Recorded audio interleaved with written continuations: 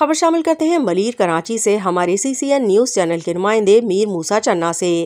Pakistan peoples party के मुल्क की सालमियत, बका और सलामती के लिए अपनी जानों का नजराना पेश किया है।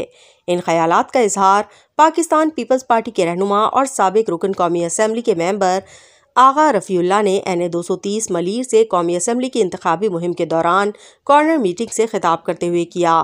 उन्होंने कहा कि पाकिस्तान पीपल्स पार्टी का विजन अवामी मुफाद पर मबनी है।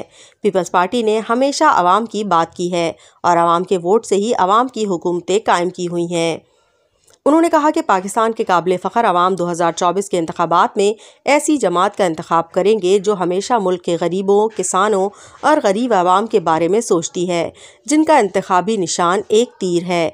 उन्होंने कहा कि इंशाअल्लाह मुल्क के दीगर सूबों की तरह मलीर के बाशऊर अवाम पाकिस्तान पीपल्स पार्टी की उम्मीदवारों को भारी अक्सरियत से कामयाब करके बिलावल भुट्टो जरदारी को वज़ीर आज़म बनाएंगे। उन्होंने कहा कि मलीर में मैंने अपने अवाम की खिदमत में किसी भी किस्म की कोताही नहीं की और मैंने अपने हलके के अवाम के लिए बहुत काम किया है और पासपोर्ट, लाइसेंस और नादरा दफातर कायम करके अवाम को सहूलियात फराहम की हैं। उन्होंने कहा कि अवाम की उम्मीदें रोज़गार, खुशहाली, दौलत और खुशहाली देने वाली पाकिस्तान पीपल्स पार्टी से वाबस्ता हैं।